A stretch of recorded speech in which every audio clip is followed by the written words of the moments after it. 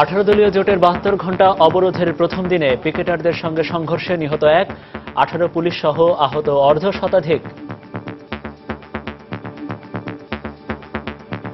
Ruhul Kabir রিজভীর remand ও জামিনের শুনানি 4 December. গ্রেফতারের সময় ছবি তুলতে ডিবির বাধা, সময় সংবাদের ক্যামেরা ভাঙচুর।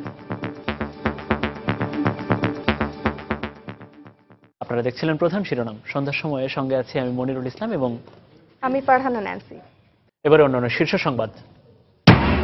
বিরোধী দলীয় নেতা নির্বাচন চান না বলে সহিংস কর্মসূচি দিচ্ছেন মন্তব্য প্রধানমন্ত্রীর। চাইলে বিরোধী দলকে স্বরাষ্ট্র মন্ত্রণালয় দেয়া হবে বলে ঘোষণা। হরতাল অবরোধের মতো রাজনৈতিক কর্মসূচির নামে নির্বাচনী কাজে কেউ বাধা দিলে কঠোর ব্যবস্থা, জানালো ইসি। অর্থপূর্ণ সংলাপ আয়োজনের সহায়তা করতে চায় জাতিসংঘ। অভিমত কূটনীতিকদের, নেপথ্যে আলোচনা চলছে, জানালেন যোগাযোগ মন্ত্রী।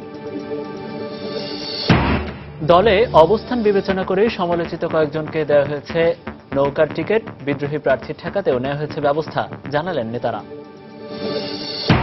এবং রাজনৈতিক কর্মসূচির নামে আগুন দিয়ে মানুষ পোড়ানোর প্রতিবাদে রাজধানীতে কালো পতাকা মিছিল। অমানবিক আচরণ কঠোর হস্তে দমন করতে সরকারের প্রতি আহ্বান।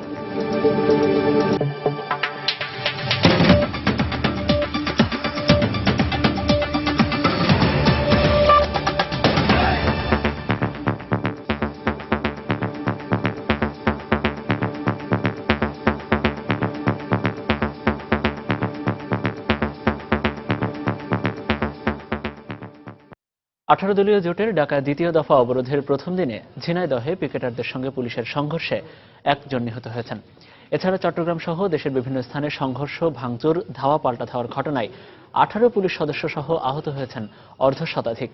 এদিকে 72 ঘণ্টা এই অবরোধের আবারও চাঁদপুর ও লালমনিরহাটে রেলে নাশকতার ঘটনা ঘটেছে। শনিবার সকাল 9:15টার দিকে বিএনপি জামাতের বেশ কিছু নেতাকর্মী একযোগে বন্দরনগরীর একে খান মোড়, ইস্পাহানি মোড় ও অলঙ্কার মোড়ে অবস্থান নিয়ে অবরোধ সৃষ্টি করে।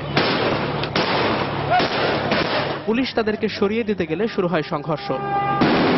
এ সময় টিয়ার শেল ও ফাঁকা গুলি ছুড়ে পুলিশ পরিস্থিতি নিয়ন্ত্রণের চেষ্টা করলে অবরোধকারীরাও পাল্টা গুলি ছোড়ে। এতে 2 পুলিশ সদস্য গুলিবিদ্ধ হন।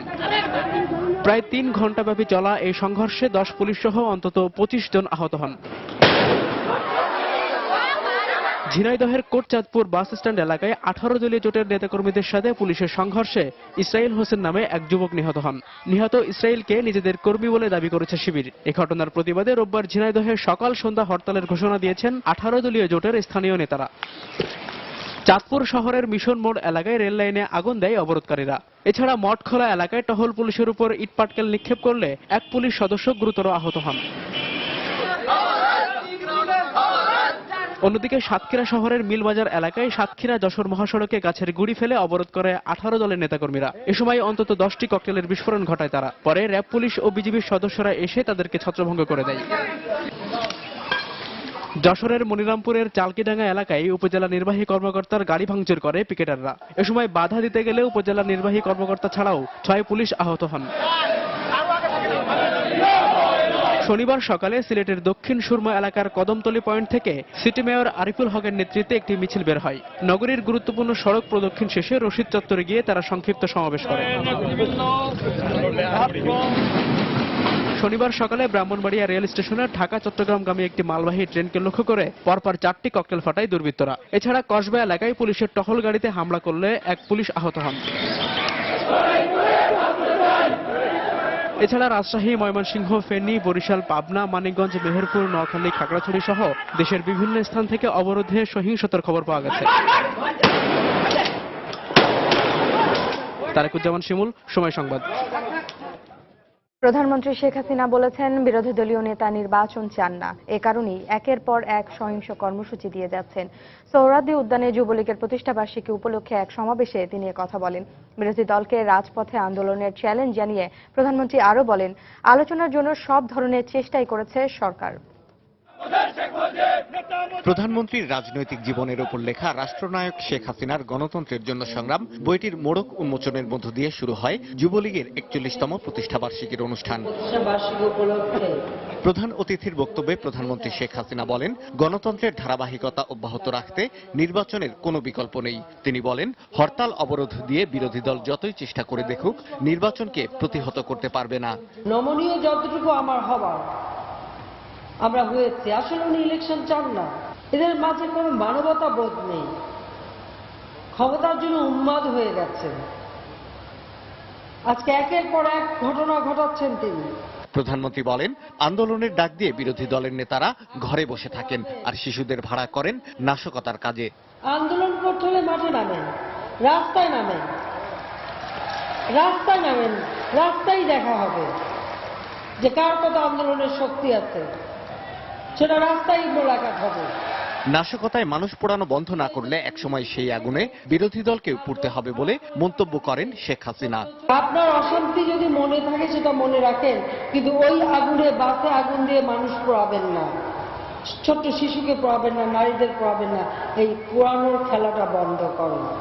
পোড়ানোর খেলা বন্ধ না হলে বাংলাদেশের মানুষ যদি একবার খেপে যায়, তাহলে আর ওনাদের কোনো কারোই কিছু থাকবে না। তাহলে যারা যারা পোড়ানোর হুকুম দিচ্ছেন সবাইকেই ওই পোড়ার জ্বালা সইতে হবে, এই কথাটাই তাদের মনে রাখা উচিত। প্রধানমন্ত্রী জোর দিয়ে বলেন, আগামী নির্বাচন সুষ্ঠু হবে। বিএনপিকে সেই নির্বাচনে অংশ নেওয়ার আহ্বান জানিয়ে প্রধানমন্ত্রী আরো বলেন, চাইলে নির্বাচনকালীন সরকারে তাদের স্বরাষ্ট্র মন্ত্রণালয়ও দেয়া হবে। শাহ আলী জয়, সময় সংবাদ, ঢাকা। প্রয়োজনীয় কাগজপত্র না থাকায় বিএনপির যুগ্ম মহাসচিব রুহুল কবির রিজভীর রিমান্ড ও জামিন আবেদনের পরবর্তী শুনানির দিন 4 ডিসেম্বর ধার্য করেছেন আদালত। বিকেলে মুখ্য মহানগর হাকিম আদালতের বিচারক আশিকুর রহমান এই দিন ধার্য করেন। তবে রিজভীকে কারাগারের বিধি অনুযায়ী ডিভিশন ও প্রয়োজনীয় চিকিৎসা দেওয়ার আদেশ দিয়েছেন তিনি। খান মোহাম্মদ রুমেলের প্রতিবেদন। শনিবার বিকেলে কড়া নিরাপত্তার মধ্যে রুহুল কবির রিজভীকে নিয়ে আসা হয় আদালতে। বেলা 4টার কিছু আগে তাকে হাজির করা হয় মুখ্য মহানগর হাকিম আদালতের বিচারক আশিকুর রহমানের আদালতে। শাহবাগ থানায় দায়ের করা গাড়ি পোড়ানো মামলায় গ্রেপ্তার দেখানো হয় তাকে। মামলার অভিযোগে বলা হয়, 18 দলীয় জোট নেতাদের প্রত্যক্ষ ও পরোক্ষ উস্কানি, পরিকল্পনা এবং অর্থায়নে দুর্বৃত্তরা গত বৃহস্পতিবার সন্ধ্যায় শাহবাগ এলাকায় একটি বাসে পেট্রোল বোমা ছোড়ে। এতে হতাহত হয় বেশ কয়েকজন। পেট্রোল বোমা মেরে 19 জনকে আহত করেছে এবং ইতিমধ্যে 2 জন লোক মারা গিয়েছে। আহতদের মধ্যে আমাদের ঢাকা আইনজীবী সমিতির একজন আইনজীবী আছেন, উনি আজকে খোদেদার নাসরিন, যিনি আজকে মৃত্যু সজ্জায় পাঞ্জা লড়ছে। সুষ্ঠু তদন্তের সাথে আমরা 10 দিনের পুলিশ রিমান্ডে প্রার্থনা করেছিলাম। অন্যদিকে রুহুল কবির রিজভীর আইনজীবীরা বলছেন, রাজনৈতিক প্রতিহিংসা থেকে এই মামলা করা হয়েছে। এই ঘটনার সাথে তিনি কোনোভাবে জড়িত না। তিনি পিওতে কখনো যান নাই, কোনো অপরাধ করেন নাই। তারপরও রাজনৈতিক প্রতিহিংসা চরিতার্থ করার জন্য আজকে রুহুল কবির রিজভীকে গ্রেপ্তার করে আদালতে প্রেরণ করে আদালত উভয় পক্ষের বক্তব্য শুনেছেন। রিমান্ড শুনানি আগামী 4 তারিখে হবে। এর আগে ভোর 4টার দিকে বিএনপির পল্টন কার্যালয় থেকে রিজভীকে গ্রেপ্তার করে গোয়েন্দা পুলিশ। পুরো দরজা দিন দিন করে শব্দ হচ্ছে, বেড়াচ্ছে আর এই করতেছে, অতর্কভাবে হামলা হয়েছে। ভাই ঘুমোতে ডাকে তুললাম, ভাই এরকম আমাদের মানে ধরাধরি হয়ে আসছে কেউ, তা এখন ধরুন ভাই ঘুমোতে উঠে এখন ভাইকে নিয়ে যাবো। শুক্রবার দুপুরে শাহবাগ থানায় দায়ের করা এই মামলায় রিজভী ছাড়াও বিএনপির ভারপ্রাপ্ত মহাসচিব সহ মোট 16 জনকে আসামি করা হয়েছে। খান মোহাম্মদ রুমেল, সময় সংবাদ, ঢাকা। এদিকে ভোরে বিএনপি নেতা রুহুল কবির রিজভীকে গ্রেফতারের ছবি নিতে গেলে সময় সংবাদের ক্যামেরা ভাঙচুর করে সাদা পোশাকে থাকা গোয়েন্দা পুলিশ বাহিনীর একটি দল। ভোর 4টার দিকে রিজভীকে ভবন থেকে নামিয়ে একটি মাইক্রোবাসে তোলার সময় ছবি তুলতে গেলে এ ঘটনা ঘটে। এ সময় ধাক্কাধাক্কির ঘটনা ঘটে এবং কয়েকজন সাদা পোশাকধারী সময় সংবাদের চিত্র সাংবাদিক সালাউদ্দিন আল মামুনের কাছ থেকে ক্যামেরা ছিনিয়ে নেওয়ার চেষ্টা করে এবং ক্যামেরার একটি অংশ ভেঙে ফেলে। ঘটনার সময় কার্যালয়ের সামনে যথারীতি পোশাকধারী পুলিশও ছিল।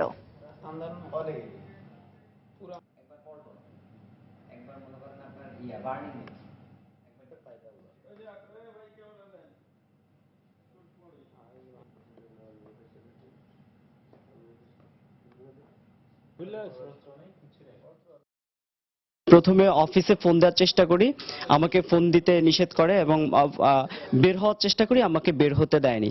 পরে যখন রিজভিউকে নিয়ে যাচ্ছে তখন আমি বের হয়েছি জোর করে। ক্যামেরাম্যানকে বলি ক্যামেরা রোল করার জন্য, ক্যামেরা রোল করতে গেলে তারা আমার ক্যামেরাটা ভেঙে ফেলে এবং ক্যামেরাতে ছবি নিতে দেয়নি। ক্যামেরা অন করা কাজ, নড়াচড়া না করে চুপচাপ করে বসে থাকবে, ঠিক আছে? তো আমি মানে বুঝতে পারি নাই। তো হঠাৎ করে দেখি মানে উপর থেকে মানে বিএনপির যে নেতা ওনাকে নামানো হচ্ছে। তো আমি ওই ফুটেজটা নেওয়ার জন্য মানে নামছি। তো নামলে পরে ওরা আর কি আমারে খুব মানে জড়াজড়ি করতেছে, এই ফুটেজ ওর ক্যামেরা ভাঙো, ফুটেজ নিচ্ছে, তুমি ক্যামেরা ফুটেজ নিচ্ছ, ফুটেজ দেওয়া যাবে না, ঠিক আছে? হ্যাঁ, তো বিভিন্নভাবে খারাপ মানে আচরণ আর কি। তো আমার ধস্তাধস্তি এক পর্যায়ে সে আমার ক্যামেরা টানাটানি করতে করতে বলছে এর ক্যামেরা ভেঙে ফেললে। হরতাল অবরোধের মতো রাজনৈতিক কর্মসূচির নামে নির্বাচনী কাজে কেউ বাধা দিলে তাদের বিরুদ্ধে কঠোর ব্যবস্থা নেবে নির্বাচন কমিশন। বৃহস্পতিবার নির্বাচন কমিশনার মোহাম্মদ আবু হাফিজ এই হুঁশিয়ারি উচ্চারণ করেছেন। এছাড়া ভোট গ্রহণের 21 দিন আগে রাজনৈতিক সভা সমাবেশে কেউ নির্বাচনী প্রচারণামূলক বক্তব্য দিলে তাদেরকেও চিহ্নিত করা হবে বলেও জানান তিনি। দশম জাতীয় সংসদ নির্বাচনের জন্য প্রার্থীদের মনোনয়নপত্র জমা দেওয়ার শেষ তারিখ আগামী 2রা ডিসেম্বর। সেই হিসেবে সময় আছে আর মাত্র 2 দিন। কিন্তু এরই মধ্যে চলছে বিরোধী দলের ডাকা 72 ঘন্টার অবরোধ কর্মসূচি। অনেকেরই অভিযোগ, বিরোধী দলের এ কর্মসূচির কারণে বাধাগ্রস্ত হচ্ছে নির্বাচনী কার্যক্রম। এ ব্যাপারে নির্বাচন কমিশনার মোহাম্মদ আবু হাফিজ জানান, কর্মসূচি রাজনৈতিক দলগুলোর গণতান্ত্রিক অধিকার, কিন্তু এর নামে কাউকে নির্বাচনে অংশগ্রহণে বাধা দেওয়া যাবে না। যারা অবরোধে ডাক দিয়েছে তাদের আহ্বানে যদি মানুষ ঘর থেকে বের না হয়, সেটা এখানে আমাদের করণীয় কিছু নেই, বলার কিছু নাই। কিন্তু যারা আগ্রহী, যারা ভোট কেন্দ্রে আসতে চায়, যারা নির্বাচনে অংশ নিতে চায়, যারা নির্বাচন কর্মকাণ্ডে জড়িত হতে চায়, তাদেরকে যদি কেউ রাস্তাঘাটে বাধা প্রদান করে, এখানে আমাদের অবশ্যই করণীয় আছে। এটা অগ্রহণযোগ্য, বাধা দেওয়া যাবে না আচরণবিধিতে বলা আছে। পাশাপাশি তিনি বলেন, এখনো নির্বাচনী প্রচারণার সময় আসেনি। সভা সমাবেশে ভোট চেয়ে কোনো প্রচারণামূলক বক্তব্য কমিশনের নজরে এলে সে ব্যাপারেও আইনানুগ ব্যবস্থা নেওয়ার কথা জানান এই কমিশনার। সভা সমাবেশ করা যাবে, রাজনৈতিক বক্তব্য দেওয়া যাবে না। আগে যেটা এখন হয়েছে, অপশন হয়ে গেছে, 21 দিনের আগে মানে ভোট চেয়ে বক্তব্য দেওয়া যাবে না। সেটা আচরণবিধি লঙ্ঘন হবে। যদি কেউ লঙ্ঘন করে থাকে আমরা তাদের নোটিশ দেব।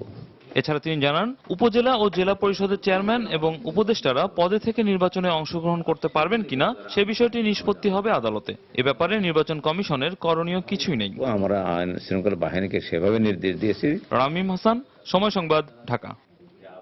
সন্ধ্যার সময় আরো থাকছে। ফেনীতে পিকেটার সেজে অভিনব কায়দায় যাত্রীবাহী বাসে লুট, যাত্রীদের মারধর ও ছুরির আঘাতের পর পেট্রোল ঢেলে বাসে আগুন। সবার অংশগ্রহণে অবাধ ও সুষ্ঠু নির্বাচনের লক্ষ্যে অর্থপূর্ণ সংলাপ আয়োজনের সহায়তা করতে চায় জাতিসংঘ। দুই নেত্রীর কাছে চিঠিতে চলমান পরিস্থিতি নিয়ে উদ্বেগ জানিয়েছেন জাতিসংঘ মহাসচিব। জাতিসংঘে নিয়োজিত বাংলাদেশের স্থায়ী প্রতিনিধি আব্দুল মোমেন জানিয়েছেন, দুই নেত্রী ইতিবাচক সাড়া দিলে সংলাপ আয়োজনে জাতিসংঘ মধ্যস্থতা করতে পারে। অন্যদিকে বিশিষ্ট কূটনীতিক ফারুক চৌধুরী জাতিসংঘ পর্যায়ে এই উদ্যোগকে সংকট সমাধানের শেষ চেষ্টা হিসেবেই মনে করছেন। আবুল কালাম আজাদের রিপোর্ট। নির্বাচনকে ঘিরে প্রধান দুই দলের অনড় অবস্থানে সৃষ্ট রাজনৈতিক সংকট ভাবিয়ে তুলেছে জাতিসংঘকেও। কিছুদিন আগে টেলিফোনে দুই নেত্রীর সাথে আলাপের পর এবার দুই নেত্রীকে চিঠি দিয়ে সাম্প্রতিক সংঘাতময় পরিস্থিতির ব্যাপারে উদ্বেগ জানিয়েছেন বান কি মুন। নির্বাচনের তফসিল ঘোষণার পর লাগাতার অবরোধ ও সহিংসতার মধ্যে পাঠানো এই চিঠিতে সংকট সমাধানে জাতিসংঘের পক্ষ থেকে সহায়তার আগ্রহ দেখিয়েছেন জাতিসংঘ মহাসচিব। ওনার একটা আলাদা নজর বাংলাদেশের। শুধু বাংলাদেশ এই রাজনৈতিক ক্ষেত্রে কিছুটা দুর্বল করে লিখেছেন যে এই ব্যাপারে যদি আপনার কোনো সহযোগিতা প্রয়োজন হয়, সেই জন্য আমার অ্যাসিস্ট্যান্ট সেক্রেটারি জেনারেলকে ঢাকায় পাঠাচ্ছি এবং সে যদি কোনোভাবে একটা সমঝোতার পরিবেশের সহায়কের ভূমিকা পালন করতে পারে।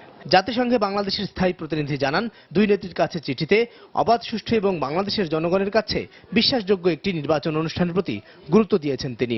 যে সব সংঘাত পরিহার করে, সব ধরনের মারামারি এগুলো পরিহার করে একটা সংলাপের মাধ্যমে আপনাদের উদ্যোগে একটা ভালো অবস্থান হতে পারে, যার ফলে একটা সুষ্ঠু নির্বাচন, গ্রহণযোগ্য নির্বাচন হয়, সবার জন্য গ্রহণযোগ্য, বাংলাদেশিদের জন্য গ্রহণযোগ্য নির্বাচন হয়। আগামী 6 ডিসেম্বর জাতিসংঘ মহাসচিব তার দূত হিসেবে অস্কার ফার্নান্দেজ তারাঙ্কোকে বাংলাদেশে পাঠানোর কথা জানিয়েছেন। আব্দুল মোমেন জানান, দুই নেত্রী ইতিবাচক সাড়া দিলে সংলাপে মধ্যস্থতার মতো দায়িত্ব নিতে পারেন তিনি। এদিকে সাবেক কূটনীতিক ফারুক চৌধুরী জাতিসংঘ পর্যায়ে এই উদ্যোগকে সমঝোতার শেষ চেষ্টা হিসেবে দেখছেন। দেখুন, জাতিসংঘের পর্যায়ে আমি তো বলবো এটা সেই শেষ চেষ্টা, এবং এই চেষ্টা যদি সফল না হয় তাহলে তার অনেক রকম এফেক্ট হতে পারে। এর চাইতে বেশি জাতিসংঘের মহাসচিব কিছু করতে পারবেন বলে আমার মনে হয় না। এটা নয় যে এটা এমন একটা অবস্থা যেখান থেকে বেরোনো অসম্ভব। বাংলাদেশে একটি অবাধ সুষ্ঠু নির্বাচনের দিকে বিশ্ব সম্প্রদায়ের বিশেষ নজর আছে উল্লেখ করে ফারুক চৌধুরী বলেন, গণতান্ত্রিক ব্যবস্থা টিকিয়ে রাখতে প্রধান দুই দলের শীর্ষ নেতাদের ছাড় দেওয়ার মানসিকতা নিয়ে এগিয়ে আসতে হবে। আবুল কালাম আজাদ, সময় সংবাদ, ঢাকা। রাজনৈতিক কর্মসূচির নামে আগুন দিয়ে মানুষ পোড়ানোর প্রতিবাদে ঢাকা বিশ্ববিদ্যালয় ক্যাম্পাসে কালো পতাকা মিছিল করেছে সম্মিলিত সাংস্কৃতিক জোট। এ ধরনের অমানবিক আচরণ কঠোর হস্তে দমন করতে সরকারের প্রতি আহ্বান জানিয়েছেন সাংস্কৃতিক ব্যক্তিত্বরা। বিরোধী দলের ডাকা অবরোধ চলাকালে শাহবাগে বাসে পেট্রোল বোমায় অগ্নিসংযোগের ঘটনায় দগ্ধ হয়ে দুজনের মৃত্যু হয়েছে। ঢাকা মেডিকেলের বার্ন ইউনিটে অগ্নিদগ্ধ আরও কয়েকজন মৃত্যুর সাথে পাঞ্জা লড়ছেন। এ ধরনের চরম ন্যাক্কারজনক ঘটনার প্রতিবাদ জানাতে শনিবার বিকেলে ঢাকা বিশ্ববিদ্যালয়ের টিএসসির সামনে একত্রিত হয় ছাত্র শিক্ষক সহ বিভিন্ন সাংস্কৃতিক ব্যক্তিত্বরা। এ সময় সংক্ষিপ্ত বক্তব্যে এ ধরনের ঘটনার নিন্দা জানিয়ে সরকারকে কঠোর হস্তে দমনের আহ্বান জানান বক্তারা। আমাদের আহ্বান থাকবে সরকারের কাছে, অত্যন্ত কঠোর হস্তে দমন করুন, কেননা বাংলাদেশের জনগণ এটির জন্য প্রস্তুত নয়, এটি মানার জন্য, এইভাবে আগুনে দগ্ধ হওয়ার জন্য প্রস্তুত নয়। রাজনৈতিক কর্মসূচির নামে মানুষ হত্যার মতো ঘটনাকে প্রতিহত করতে সবাইকে ঐক্যবদ্ধ হওয়ার আহ্বান জানান বিশিষ্টজনেরা। নাগরিকরা তৎক্ষণাৎ প্রতিবাদ জানিয়ে আমরা এর বিহিত করি, তা নইলে আমরা সেই ৭১-এর যে বাংলাদেশ সেটা চিরতরে আমরা হারিয়ে ফেলব। রাজনৈতিক কর্মসূচির নামে মানুষ হত্যার প্রতি ঘৃণা ও প্রতিবাদ জানাতে ঢাকা বিশ্ববিদ্যালয় প্রাঙ্গণে কালো পতাকা মিছিল করে সাংস্কৃতিক ব্যক্তিত্ব সহ নানা শ্রেণী পেশার মানুষ। মিছিলটি টিএসসির সামনে থেকে শুরু হয়ে শাহবাগ হয়ে আবারও টিএসসিতে গিয়ে শেষ হয়। সাদিকুর রহমান, সময় সংবাদ, ঢাকা। সমঝোতা হলে বিরোধী দলের নেতারা কারাগারে থাকবেন না বলে মন্তব্য করেছেন যোগাযোগ মন্ত্রী ওবায়দুল কাদের। সকালে সচিবালয়ের সংবাদ সম্মেলনে তিনি আরো বলেন, সহিংসতা বন্ধ করলে সমঝোতার পরিবেশ সৃষ্টি হবে। এছাড়া পর্দার আড়ালে অনেক বিষয় নিয়ে আলোচনা হচ্ছে, যা সময়মতো সামনে আসবে বলেও জানান যোগাযোগ মন্ত্রী।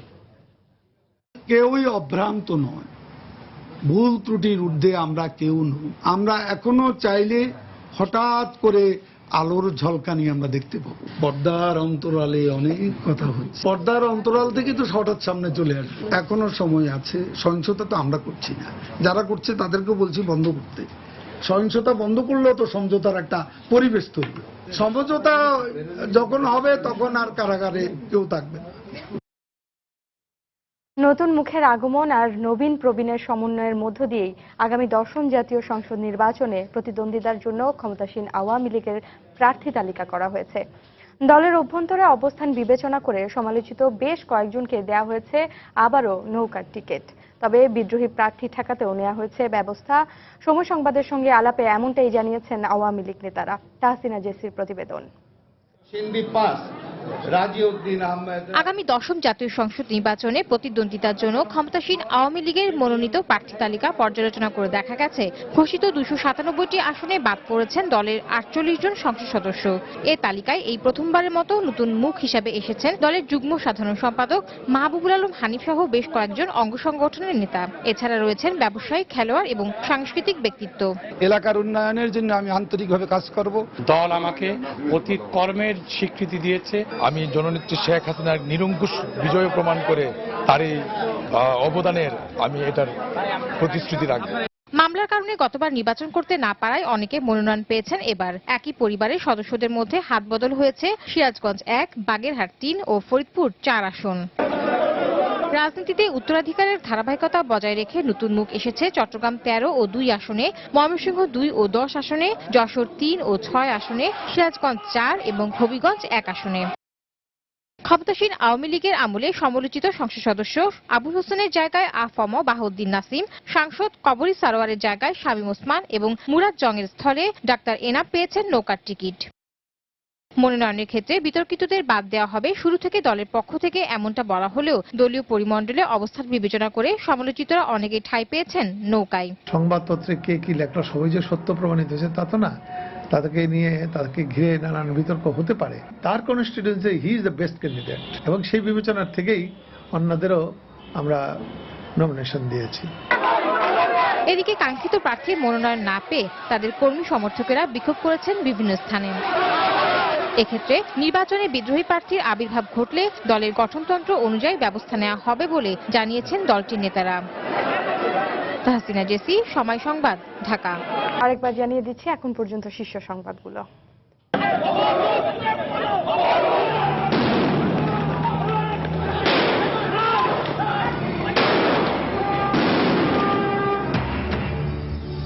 দলীয় জোটের 72 ঘণ্টা অবরোধের প্রথম দিনে পিকেটারদের সঙ্গে সংঘর্ষে নিহত 18 পুলিশ সহ আহত অর্ধশতাধিক। বিরোধী দলীয় নেতা নির্বাচন চান না বলে সহিংস কর্মসূচি দিচ্ছেন মন্তব্য প্রধানমন্ত্রীর। চাইলে বিরোধী দলকে স্বরাষ্ট্র মন্ত্রণালয় দেয়া হবে বলে ঘোষণা। রুহুল কবির রিজভির রিমান্ড ও জামিনের শুনানি 4 ডিসেম্বর। গ্রেফতারের সময় ছবি তুলতে ডিবি পুলিশের বাধা, সময় সংবাদের ক্যামেরা ভাঙচুর। হরতাল অবরোধের মতো রাজনৈতিক কর্মসূচির নামে নির্বাচনী কাজে কেউ বাধা দিলে কঠোর ব্যবস্থা, জানালো ইসি। এবং রাজনৈতিক কর্মসূচির নামে আগুন দিয়ে মানুষ পোড়ানোর প্রতিবাদে রাজধানীতে কালো পতাকা মিছিল, অমানবিক আচরণ কঠোর হস্তে দমন করতে সরকারের প্রতি আহ্বান। আওয়ামী লীগের প্রেসিডিয়াম সদস্য মোহাম্মদ নাসিম মন্তব্য করেছেন, আলোচনা নয় সহিংসতার মধ্য দিয়ে কাঙ্ক্ষিত লক্ষ্য অর্জন করতে চায় বিরোধী দল। দুপুরে ধানমন্ডিতে দলীয় সভাপতির কার্যালয়ে 14 দলের বৈঠক শেষে তিনি এমন মন্তব্য করেন। এ সময় তিনি আরো বলেন, নির্বাচনের রায়ের মধ্য দিয়ে কেবল গণতান্ত্রিক পথেই চলমান সমস্যার সমাধান হতে পারে। নির্বাচন আসবে না, আলোচনাও থাকবে না, বসবে না, স্বীকার করবে না। ওদের একটাই কাজ হচ্ছে আগুন দিয়ে দাও, মানুষকে মেরে ফেলো। এর মাধ্যমে তারা কাঙ্ক্ষিত লক্ষ্য অর্জন করতে চায়, যা কোনোদিনও সম্ভব নয়। ইনশাল্লাহ গণতান্ত্রিক পথে এই সমাধান হতে পারে, নির্বাচনের রায়ের মাধ্যমে সমাধান হতে পারে। আপনারা ভোটের মাধ্যমে শুধু জবাব দেবেন না, চিরদিনের জন্য অশুভ শক্তি এদের রাজনৈতিক কবর রচনা করবেন আপনারা। বিরোধী দলের ডাকা অবরোধের সুযোগে পিকেটার সেজে অভিনব কায়দায় ফেনীতে যাত্রীবাহী বাসে লুটপাট চালিয়েছে ডাকাতরা। সর্বস্ব লুটের পর যাত্রীদের মারধর ও ছুরির দিয়ে আঘাত করে বাসটিতে পেট্রোল ঢেলে আগুনও ধরিয়ে দেয় তারা। পুলিশ জানায়, শুক্রবার রাত 3টার দিকে দুর্বৃত্তরা ফেনী নোয়াখালী সড়কের দাগনভূঞার পাকিস্তান বাজার এলাকায় গাছের গুঁড়ি ফেলে রাস্তায় ব্যারিকেড দেয়। এতে চট্টগ্রাম থেকে ভোলামুখী একটি বাস ওই সড়ক দিয়ে যাওয়ার সময় আটকা পড়ে। এ সময় ডাকাতরা ওই বাসের 54 জন যাত্রীকে মারধর ও ছুরি দিয়ে আঘাত করে সর্বস্ব লুট করে। লুটপাটের পর ডাকাতরা এটিকে হরতালের নাশকতা সাজাতে বাসটিতে পেট্রোল ঢেলে অগ্নিসংযোগ করে। পরে স্থানীয় পুলিশ ও ফায়ার সার্ভিসের কর্মীরা এসে বাসের আগুন নিয়ন্ত্রণে আনে। এদিকে ডাকাতদের আঘাতে আহত 2 জনকে দাগনভূঞা ও অপর 3 জনকে লক্ষ্মীপুর জেলা সদর হাসপাতালে ভর্তি করা হয়।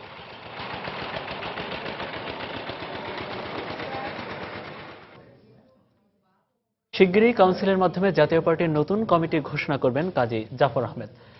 আওয়ামী লীগ একতরফা নির্বাচনের পায়তারা করছে উল্লেখ করে তিনি সকলকে নির্বাচন বয়কটেরও আহ্বান জানিয়েছেন। আগামীতে 18 দলে যোগ দেওয়ার চিন্তাভাবনা রয়েছে তাদের। জাতীয় পার্টির লক্ষ্য তৃণমূল পর্যায়ে কর্মী যারা আছেন তাদের আহ্বান, এই নির্বাচন একতরফা নির্বাচন, এই নির্বাচন প্রহসনের নির্বাচন, এই নির্বাচন সম্পূর্ণভাবে বয়কট করব। শুধু আমরা এই নির্বাচনী প্রক্রিয়া থেকে সম্পূর্ণ বিরত থাকার জন্য এবং অন্যদিকে চলমান বিরোধী দলের যে আন্দোলন, সেই আন্দোলনে সম্পূর্ণ একাত্তরে কাজ করার আহ্বান জানাচ্ছি। তারা আন্দোলনের সাথে একাত্মতা পোষণ করেছেন, তাদের সাথে জোট টোট করা বা এই ধরনের কোনো সম্ভাবনা আছে কিনা? সামনে অনেক সম্ভাবনা আছে। বসুন্ধরা এলপি গ্যাসের ফেস্টিভ্যাল অফার 2013 পুরস্কার বিতরণ করা হয়েছে। শনিবার রাজধানী বসুন্ধরা সিটির গোল্ড ওয়াটার রেস্টুরেন্টে আয়োজিত এক অনুষ্ঠানে জুলাই থেকে সেপ্টেম্বর সময়ের জন্য এলপি গ্যাসের পাইকারি ক্রেতা ও গ্রাহকদের মাঝে পুরস্কার বিতরণ করা হয়। অনুষ্ঠানে বসুন্ধরা সিমেন্ট এবং এলপি গ্যাস সেক্টরের ঊর্ধ্বতন কর্মকর্তারা উপস্থিত ছিলেন।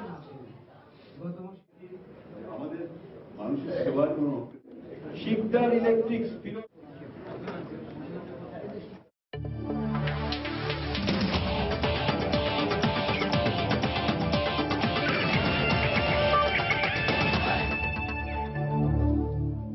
ফুটবল।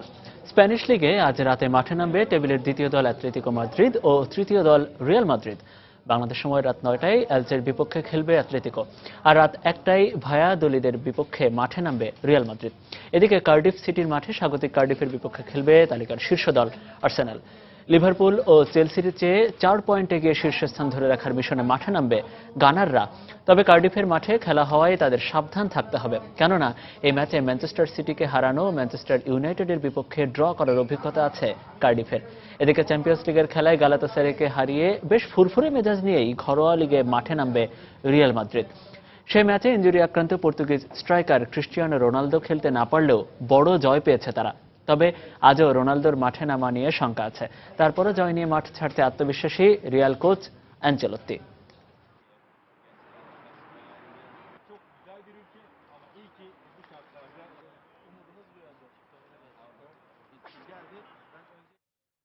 সন্ধ্যার সময় এই পর্যায়ে শীর্ষ সংবাদ জানিয়ে দিচ্ছি আরো একবার।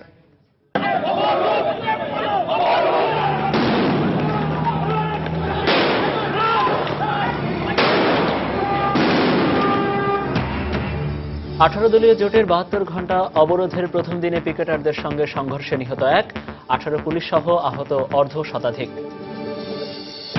বিরোধী দলীয় নেতা নির্বাচন চান না বলে সহিংস কর্মসূচি দিচ্ছেন মন্তব্য প্রধানমন্ত্রীর।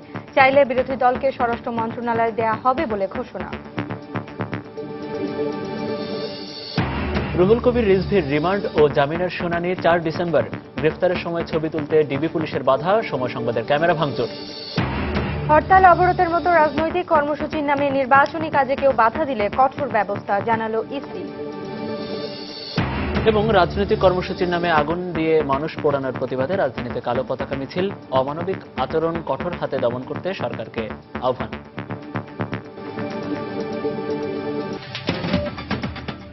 এই ছিল সন্ধ্যার সময়। যে কোনো জায়গা থেকে যে কোনো খবর পেতে ভিজিট করুন সময়নিউজ.tv। সঙ্গে থাকুন সময়।